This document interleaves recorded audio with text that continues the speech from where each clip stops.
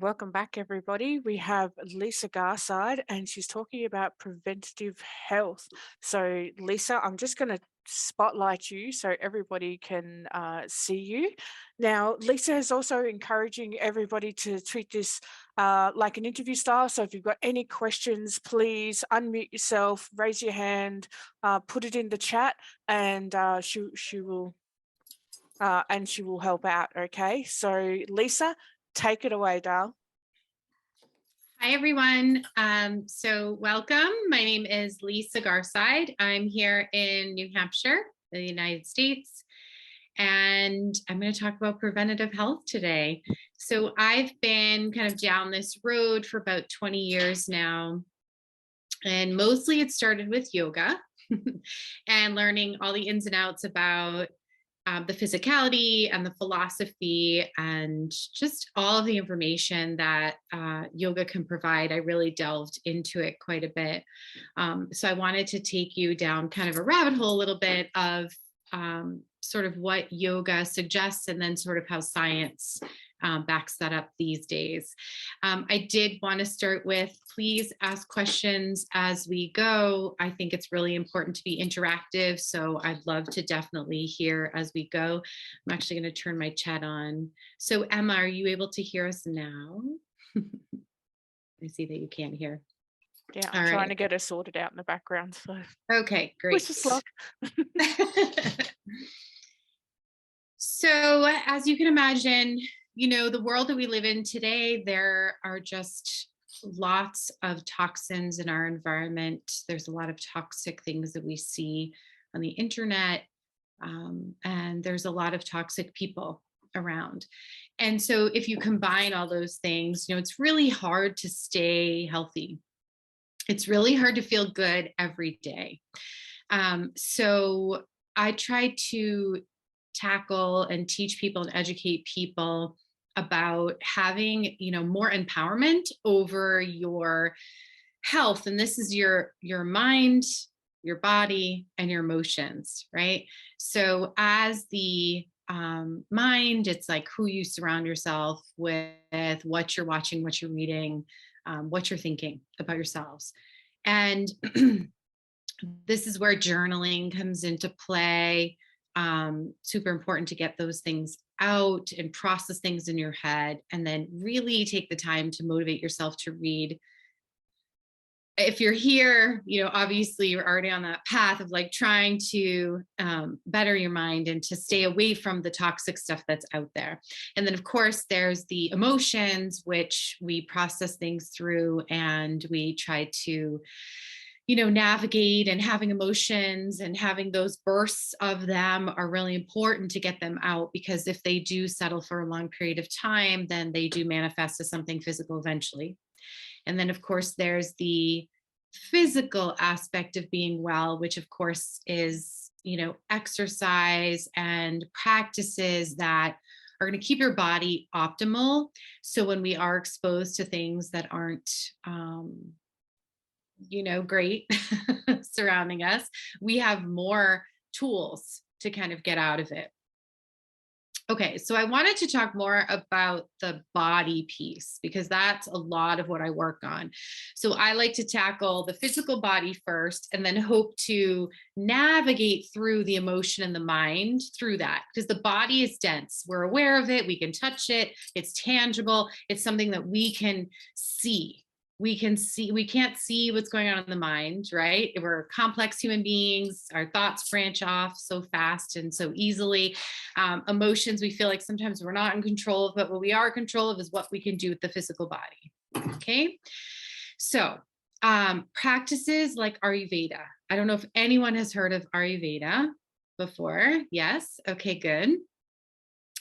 So Ayurveda is a sister practice to yoga, and a lot of it deals with how do we keep in check the foods that we eat, the body practices that we do, and not just yoga in terms of physical movement, although that could be one of the things that maybe an Ayurvedic practitioner would give you as a healing modality, right? So depending on any constitution or anything going on in your body, you might get a prescription of doing yoga, meditation, something like that, a breathing practice. But then there's also things that you can do every day that are very helpful, like drinking water when you first wake up in the morning.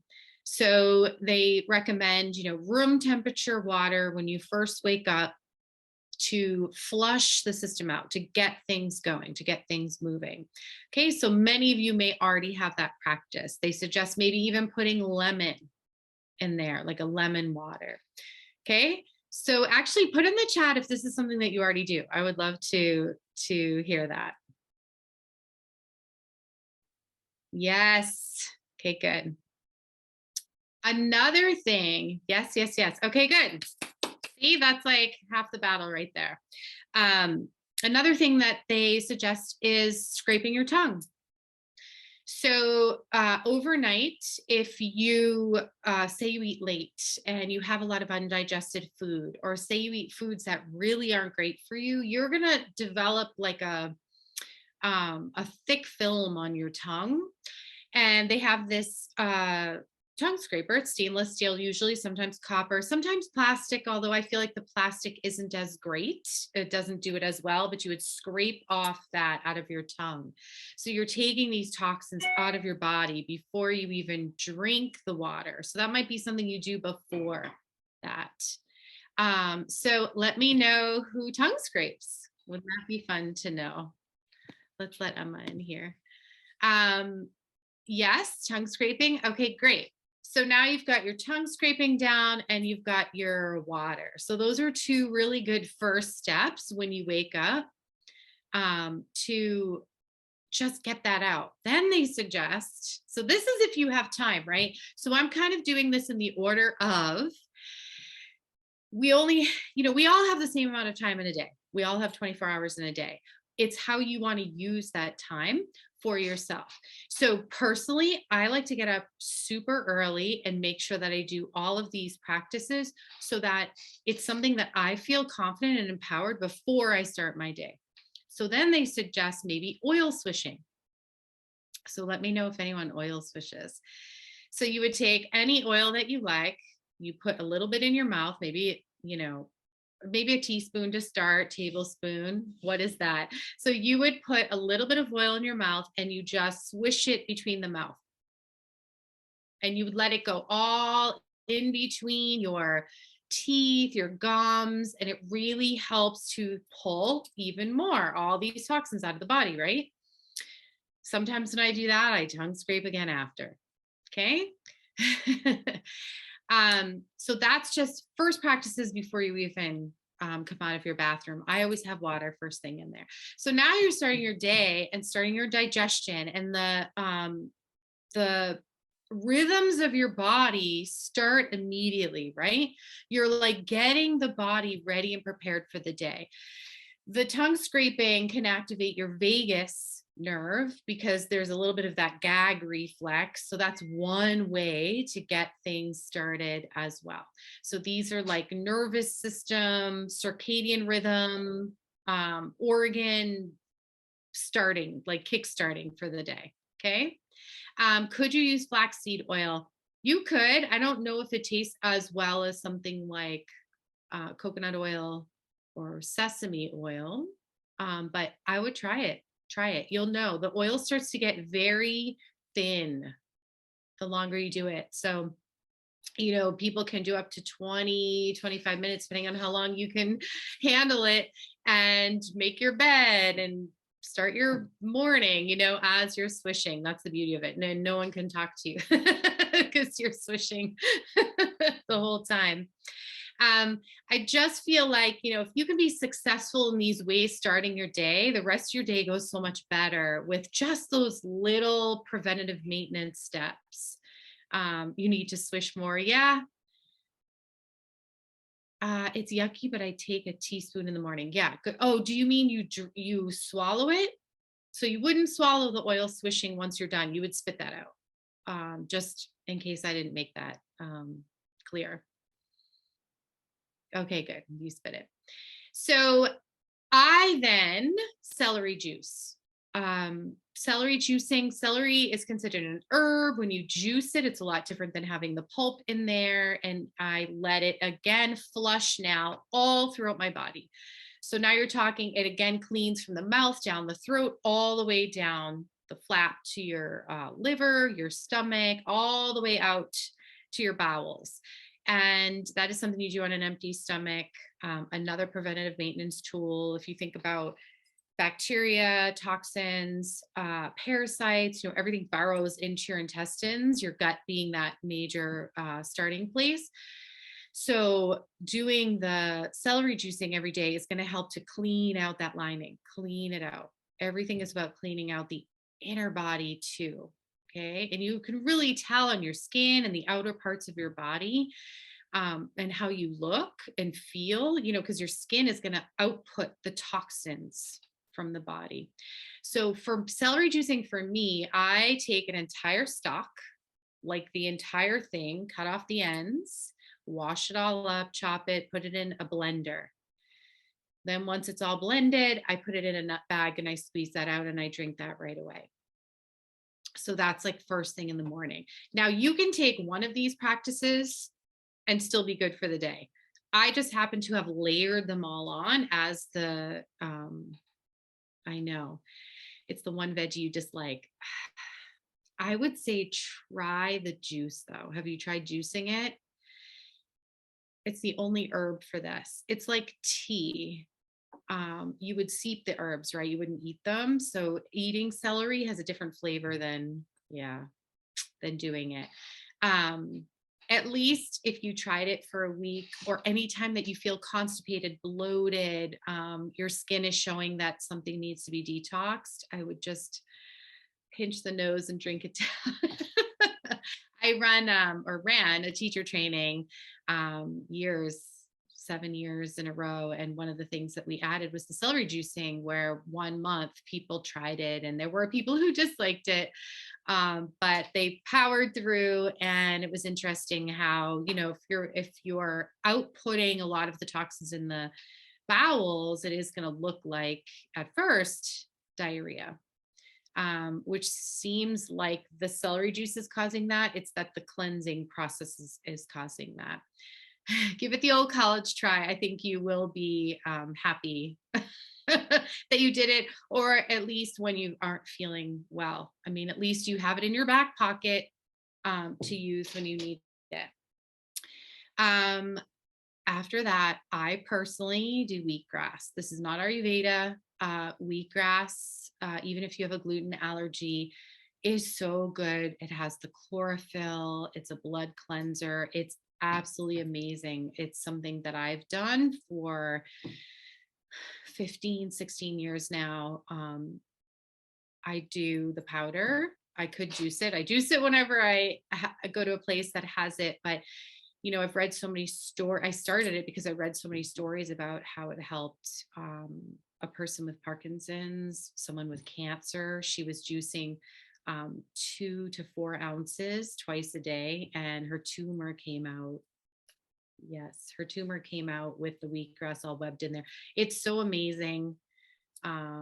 I mean, I'm 48 years old. I've got maybe some grays in here, but it's like such a powerful staver of like anti-aging. And that's not why I started it. I started it for other reasons, but it's like been amazing for me. But yes, it is, the celery juice is the medical medium protocol. And that's what he does have a celery juice book where he went out with just celery juicing. He does have it in his other books, but if you wanted to get that, so yeah. Then I'll drink another thing of water. So for me, it's like hydration first thing in the morning and really getting everything going. Now, these are also backed by science as well. It's just something that I do, and I make it important for me to make sure that I'm as healthy as can be for my family, for serving humanity. I definitely feel like I love being in servitude to others, especially for what I do. And being healthy is one of those things. So, and then I continue my day. So I do a little bit of intermittent fasting only because I teach every morning. So by the time I do all that, go to class, teach, come back, it's different times every day, errands, things like that. I really don't get to eat breakfast or lunch until like 11, 12 o'clock. So it's like this intermittent fasting protocol that I just accidentally came upon. Yeah. So you can do it, you cannot do it. It's not, yogis do feel like maybe eating twice a day or even once a day is really great. Um, all that is up to you. That is totally up to you. I follow what's good for me. So those are protocols that work. Another thing you could do after all that is dry brushing. This is when you have a jute mitt or a brush. They have specific brushes for this, and you work your lymph. So you would actually brush all of your skin and go up and move that lymph. So underneath your skin, right underneath your skin are all the lymph nodes. So it's just a very light touch that goes all the way up, all the way up, and you go down to the heart, up to the heart. So your legs, you go up, up, up towards the groin, and you just brush that skin enough. Okay. Sometimes people also do like fascia work where they might have a tool that actually moves things around. Again, it's very light. You're just thinking about underneath your skin is a layer of fascia. There's also fascia all throughout and interwoven in your body. Fascia and connective tissues that holds up your organs and keeps everything in there. You're doing this so that you keep that lubricated and, you know, moving well. Okay. So you have this thin layer of fascia underneath the skin. It's very light. If you saw chicken and how it has that thin white film, right? If you were to like hold that film long enough, it just melts away in your hands. It just kind of melts away, right? It kind of melts away from the bigger pieces of meat.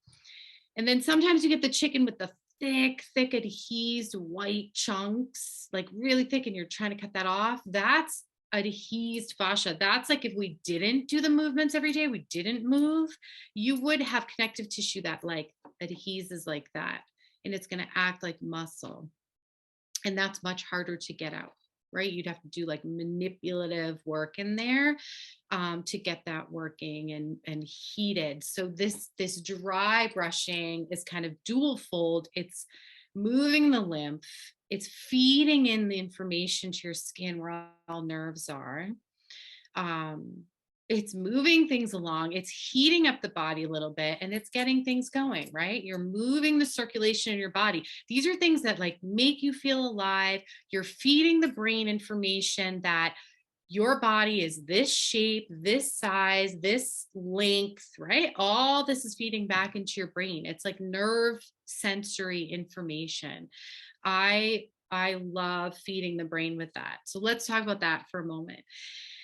You have a homunculus in your brain, and it is what directs the picture of what it thinks your body looks like.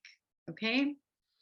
So if you were to draw a picture of your body, you would draw what you see, right? Like these exact proportions and shoulders and face, everything you would draw proportionate, right? But your brain isn't the same. Your brain, say you have a pain in the neck, your brain is going to draw that neck so big because on the map of your brain, it is huge. It is like the main thing in your body that it is focused on. And then the rest of the body is going to be tiny. Has anyone seen the picture of the homunculus?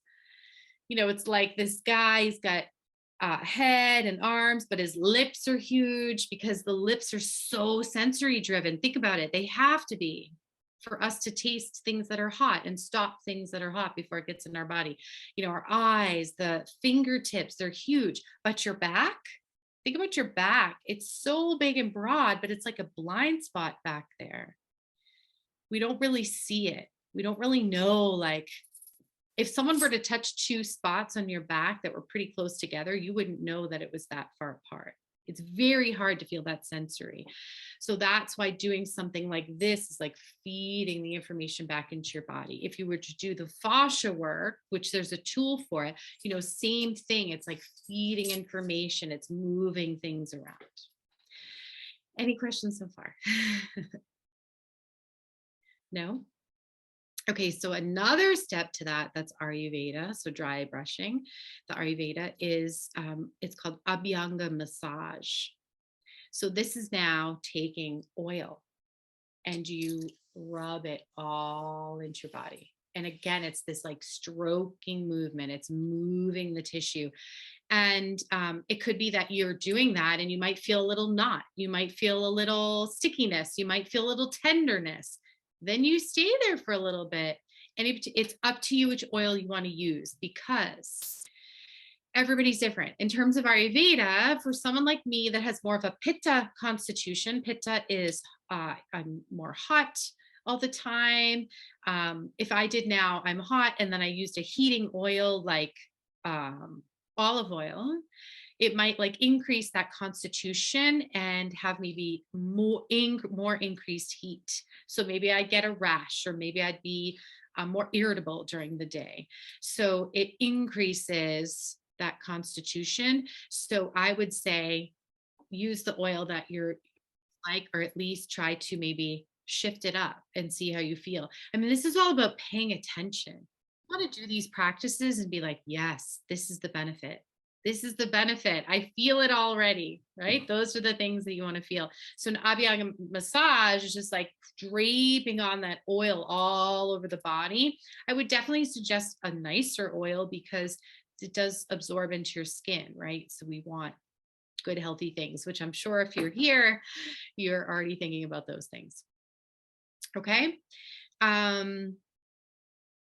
And that's a piece of like starting your day. Then you have, of course, if you're working, going places, or maybe you run to the gym or do your exercise, there's lots of things like that. So I'd love to hear, do you all work out?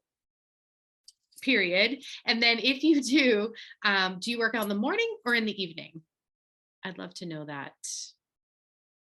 So in Ayurveda, there's specific times of day that are best for working out. There's specific times of day to eat that are better for you. Sleeping is a big one. Journaling, if now you have time after all that before your day to journal, grab a pen and paper and just write some stuff down, or even make a list for the day. Make a list of what you want to accomplish for the day.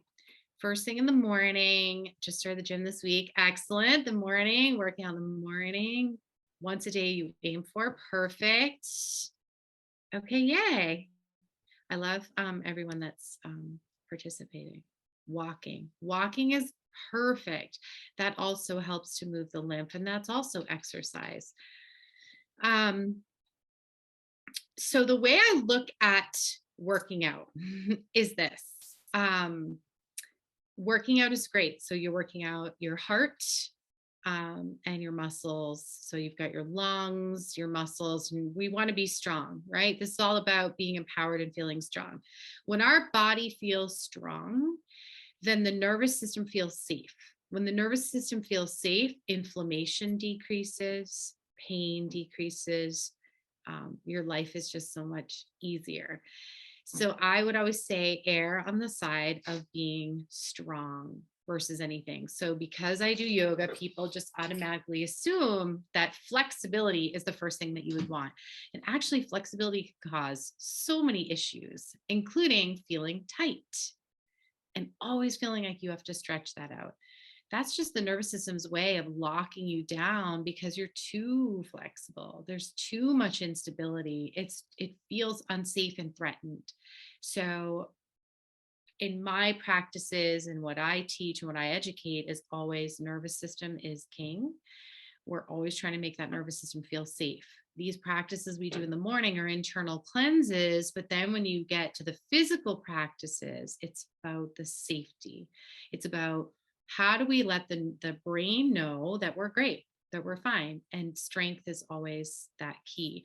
So some of the ways are, making sure that all your joints work in all the ranges. I could talk about this all day long, but we only have an hour. Oh my God, almost just a half an hour left now. But really understanding your body. Okay, so you have joints, your shoulders have joints, your wrists have joints, your fingers have joints, your hips have joints, your knees, your ankles.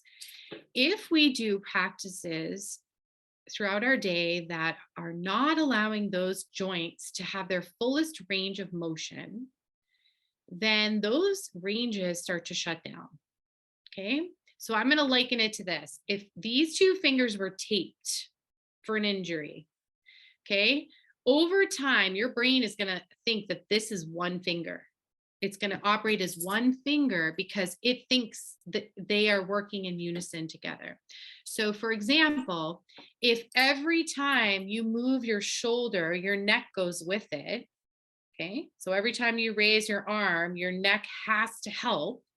Your body is never going to understand that your shoulder can work independently of the neck. And so these two merge, and then you can imagine the shoulder joint function is going to start to reduce over time. It's going to actually start to work less because your body is trying to conserve energy, and it's just going to shut down that range. Your body is always trying to keep you safe. It's always trying to keep you alive. And so one of the ways it does that is conserve energy. And it says, okay, shut that down. It's not being utilized in its fullest capacity, right? Our shoulder joint can roll in, it can roll out, it can lift up, it can come down, it can swing across and out, right? It has all these movements. So if we don't do those movements, you're going to start to feel pain there over time. Frozen shoulder, clicking, popping, different things in the shoulder.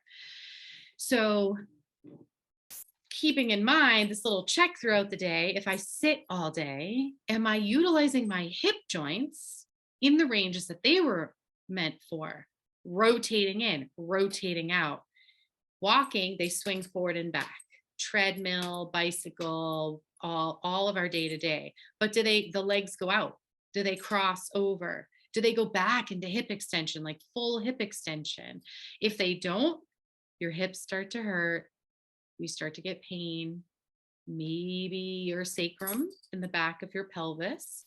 For women, we have a lot of ligaments back there, so they can get a little loose, especially after childbirth, years later as well, because ligaments don't go back.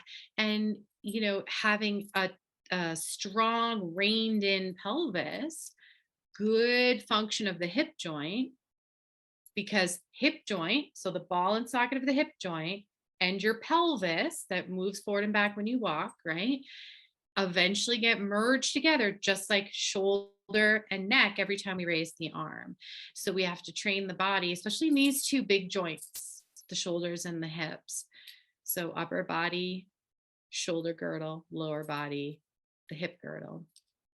That's your stability for the lower body. This is your stability for the upper body. We want to be able to train those things. So no matter what you do for a workout, just remember that too much repetitive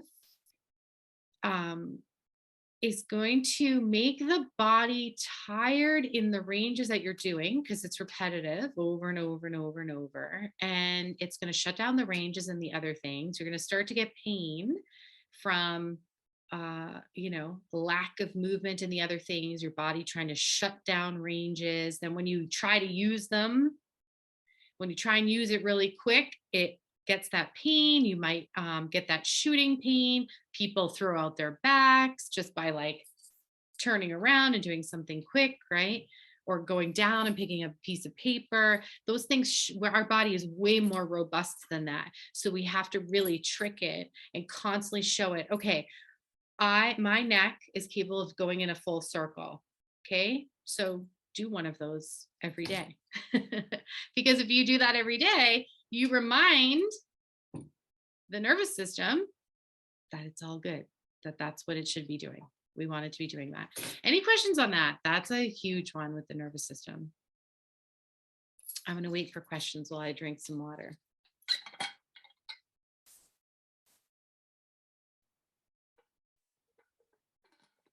No questions? Okay. I'd love to do a little brain teaser here.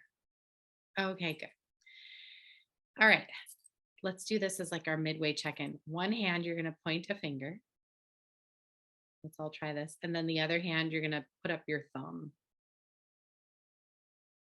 So one is just the finger, thumb is down, and the other is just the thumb. And then we're going to switch that.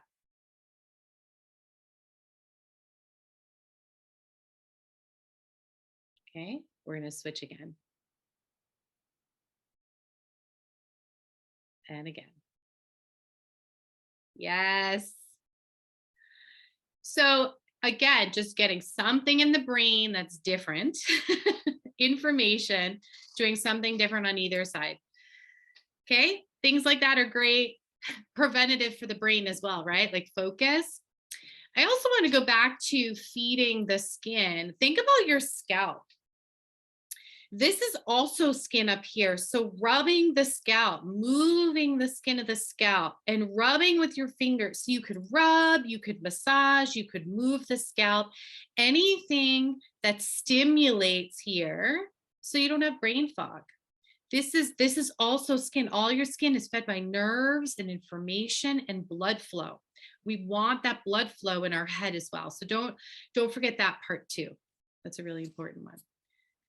Okay. So in terms of the physical body again, a varied diet of movement is going to be so important. So if you, I'm just using walking as an example, because a lot of people do walking. If you walk, do you ever walk backwards too? Why not? It's different stimulus. It's using different muscles and it's getting you to do this backward momentum that can be scary. Mowing the lawn. Good for you. So walking sideways, skipping, hopping, jumping, doing these things like we did when we were kids are going to really help the connections of the brain when we have things like play. When you are moving like we did when we were kids and really engaging play, this helps that neuroplasticity in the brain. Okay, so it's going to help us create these connections with the body, brain, your brain and nervous system feed down to the rest of the body. And then those nerves feed back to the brain. So it's always little, you're playing with your brain all day long. Now, after the age of 25, we don't create new connections, right? When we're born, we have tons that we're pruning out all over the place, making dumb mistakes, right? Like touching something that's hot and going, "Oh, I'll never do that again." Prune that connection, right? That's all. We establish all of that in our brain when we're younger, and then by 25, you don't really grow new neural connections. But what you can do is reroute them. And rerouting them is really important. Like, doing this exercise, we're not building new neural connections, but what we're doing is taking maybe this dirt road that we have in our brain as a pathway, and we're making it into maybe a 2-lane road and then a paved road. And over time, it's a highway, right? So we're just like taking that connection, making it better. I once used to be able to rock a hula hoop. Yeah, I know. Going back to those things is super fun. It's challenging for us. And then once you get it, it like clicks right in. And it's just a matter of practicing that. I will tell you that I have a friend who talks about having a physical retirement plan. I love this so much because think about the things that you want to do when you're older, in your 80s and 90s. And if that is, for me, it's getting up and down from the floor. I think that is an important skill to have. So I make sure that I practice that every single day. If for you, it's you want to be able to do a pull-up or a push-up or a sit-up, that's something that you would practice every day now, at least one of, so that you never lose that. It may seem easy now, but, I have clients, if they haven't come in a really long time and we just get up from the floor to go up to standing and they're like, gosh, I never realized when I lost that ability. So maybe for you, do a chin up. Chin ups are fun. You do them assisted. Making sure that you really think this through of like, well, what do I want we look at what we want financially when we retire or our bucket list when we retire, but what is it that we want to be able to do physically for ourselves? So this is all about you being empowered to be in charge of yourself and what you really want in your life. And again, for me, it's that getting up and down from the floor, because I just know and have taken care of a lot of older people who have a hard time with that, or they got more injured by trying to get back up and couldn't and fell back down again. So really think that through. I just think it's something to put in your mind to have, because sometimes it's just not talked about. Okay. One of the other things that I did 13 months in a row actually of was a liver flush. There's the book, The Amazing um, Gallbladder and Liver Flush. And Andreas Moritz is his name. And he recommended doing between 8 and 11 liver flushes. And I had just committed to a year of doing them after reading that. So it was one a month. And it was just a matter of, you know, um, taking 1 week where you eat a specific way, which is just like meat free, dairy free, nothing that's going to clog up the liver. Um, Drinking malic acid, tart cherry juice has malic acid, apples have malic acid, and then on the last day doing a little bit of a fast.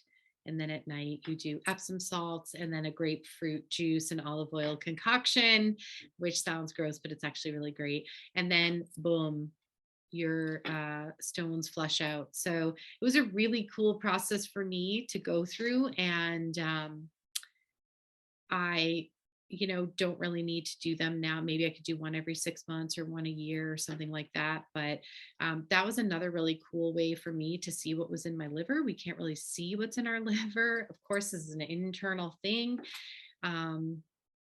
So to see the stones come out, they're like clay, soft stones, because you've prepared all week for it. And yeah, I don't know if anyone wants me to talk more about that, but that was another way to kind of see what was coming out and what's in my body. And then you notice changes in your body of like maybe a rash that goes away or specific things, eyesight gets better. But it's really about finding something, committing to it. For me in particular, I like to kind of not biohack, but definitely commit to something and go for it. Celery juice was the same thing. I said I'm going to try the celery juice for a year, and I've been doing it much longer. I'm on year 4. Same thing with the wheatgrass. I did the year of 2019. I had decided that starting January 1 all the way into the end of the year, I was going to journal every day, make sure that I exercise every day, did specific chants every day, the celery juice. I had this whole long, long, long list of things. And I said, I'm going to try and commit to this. And I did it for the whole year. I just knew that 2020 was going to be really important. And I wanted to have a good habit in place. I wanted to make sure I took care of myself. I wanted to feel really strong going into that year, not knowing like what was going to go on. And of course, we all know what went on in 2020. But I did it. I did it at the end of the year, and it wasn't fun. There were times where I had to stay up really late to finish the things that I committed to doing. There were times I had to get up really early and do the things that I committed to doing. But for me, it was really cool to just have this whole journal. And I had a planner that I wrote out things every day, not a journal, but just specific, like celery juice, maybe my weight, just like little tiny cues, and but either way, just to see a whole planner, an entire year filled with this information felt very accomplished. And going into 2020, with when everything shifted and changed, I felt like I'm ready for this. Like, let's bring it on. We've got, I feel like I've been preparing for this my whole life anyway, in terms of like how to empower you to feel healthy and not have to depend on other things other than your own um, intelligence and habits to get you through. So for me, the liver flush was committing. and doing that all the way through for the year and rearranging a lot of things so that I could get that done. So no questions so far still, right? We only have 20 minutes left and I want to make sure I save time. Should I save time at the end for questions in case someone wants to like physically unmute and call? What do you think? Up to you, Dal, whatever you want to do. Okay. Let me know in the chat if you guys want to do that and me save time for questions at the end, or if doing this in between has helped. Okay.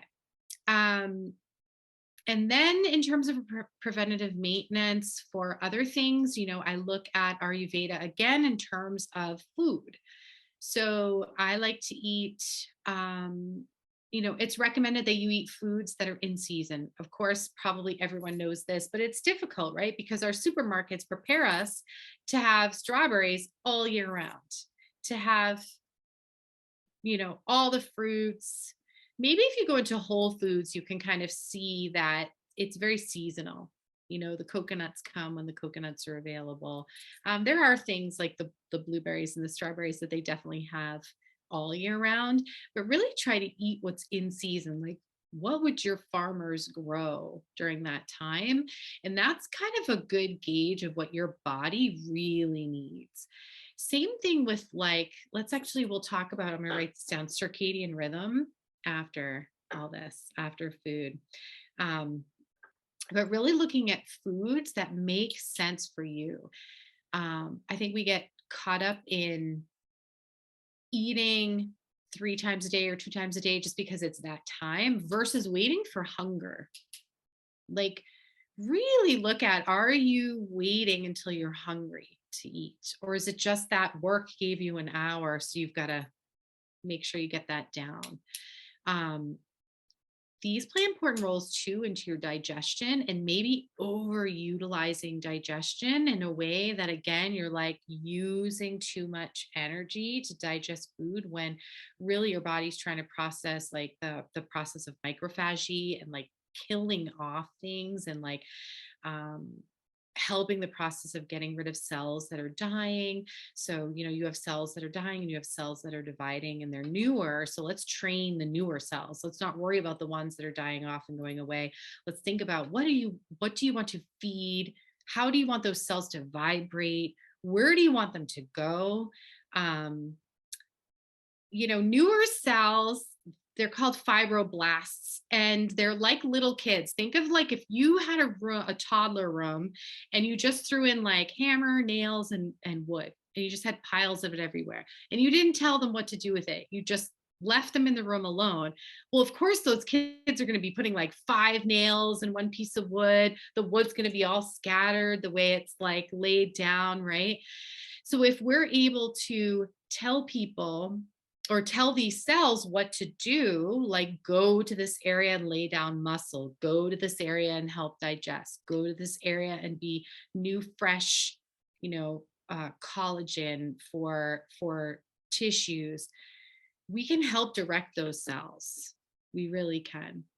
That tells you when to eat. It was only when the industrial age, I know, the Industrial Revolution like really killed us. And my partner does circadian rhythm as well. Like he's taught me all about that and how you're supposed to sleep at these certain times. And some people sleep for half an hour and then, more regularly, and other people will have 6 or 7 hours, and how you've got to measure it and find your perfect time slot. It's really fascinating, and we really need to get more back to that natural state. Yes, like it's now, well, no, Australia is coming into summer. Yeah, summer. Yeah. Okay, and we're coming into winter, right? So you're getting more light, we're getting more dark. So we need to sleep or follow the rhythm of the earth. Like if it's dark, we should probably start thinking about going to bed. Yeah, so hibernating. Not still staying up till midnight. And then the second dawn starts to crack, we need to be up. So I sleep next to a slider. It's a lot of light. So the second I start to, so your eyes are an extension of your brain. Your eyes are your brain, right? Well, how else do we tell our brain what's going on outside of it? Because it can't see anything. So our lids are so thin. So even when our eyes are closed, you can still feel that light through there, right? So the second it starts to get light up, for me, I just get up. And I it's get up better for anywhere. your health to wake up with that light slowly coming up and emanating rather than an Mhm. alarm just going beep, beep, beep, Yeah, beep. I don't even do an alarm. I don't even do an It's not worth it. It's so true. Yeah, so circadian rhythm is the rhythms of your body and the rhythms of your organs. So our organs cycle through being more active certain times a day. So that's why, like the liver flush, you would do for if you want your liver, um, 10 o'clock is when you do the grapefruit juice and oil, exactly at 10 o'clock. Because by the time it filters through your liver and starts working, right, it's at its optimal time. It's at its optimal time. If all of our organs worked like at their highest function all the time at the same time, we would really have some issues, right? We would be exhausted. So it cycles through. So if you can first thing in the morning get up when the light is up, or at least a little before it, and get outside even in the winter and look at, I mean, I have chickens, so I can go out there every day and get that natural light in my eyes. It's just a couple minutes, but that helps set the circadian clock. um, and it helps kickstart all the organs for the day and your cells for the day. So getting light in your eyes is another preventative maintenance tool, right? Like getting into the rhythms of nature. Nature is like the most perfect system there is out there, right? And we are a piece of that. So um getting into that flow is really important. Taking 2 deep breaths when you wake up in the morning is another way to kickstart the physical body, and it sets your nervous system. So, did you know that every time you breathe, your inhalation is your sympathetic response to the nervous system? And every time you exhale, it's the parasympathetic, right? So, every time you breathe, you're cycling through these two parts of the nervous system. So, if you want to be more relaxed, exhale longer. If you want to get ready for action, you do these topping off the inhalations with very little exhalation breaths, right? So you can even navigate your nervous system just through breathing. So, maybe getting those 2 breaths before you even wake up, doing your tongue scraping, drinking your water, oil swishing, feed information in your skin, get your eyes out into the sun, or at least out into the dawn. Never look at the sun if it hurts your eyes, of course. Um, Especially in Australia, like it burns. Ah! yeah, it does burn. It does burn.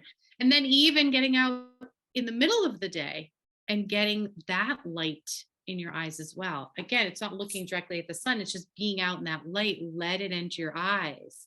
Let that information feed into your body without sunglasses, even. You're just talking 5-10 minutes, but just getting that information into your body is a really good way of your body syncing up with nature. You don't even, it's without words, right? And then you're doing your physical practices that are cleansing, and then you're trying to strengthen the body, you're working the nervous system, and then you're doing things for your mind, surrounding yourself with great people like all of you here on this call today. And then you deal with your emotions, really getting those emotions out. We didn't talk a lot about that today, but that's another piece.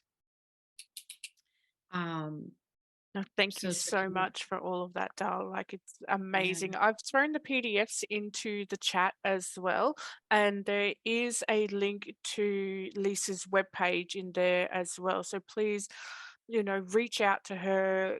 I wouldn't mind some elixir of life with no grey hairs. I mean, I'm 40 and nearly freaking grey. So honestly, you look fantastic, and I love your message, darling. Like it's absolutely amazing. I'm sure everybody here would agree that they're going to add some more of these practices into their life, and there'll be an influx of tongue scrapers sold as well. So So yeah, so thank you so much for that, Dale. We do have to trundle off now.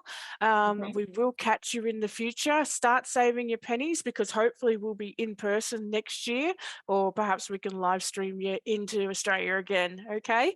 So thank you Sounds so good. much. Please reach out to Lisa, and let's start getting some of these practices into our lives. And, you know, Kathy Welter was saying, start programming this neuroplasticity into better habitual practices. So thank you, Lisa. I will catch you in the future, lovely. Okay, see you, everybody. Catch you on the next one because we have Eva Goulet and she's talking about spiritual kids. Thank you, See ya. everyone. Bye.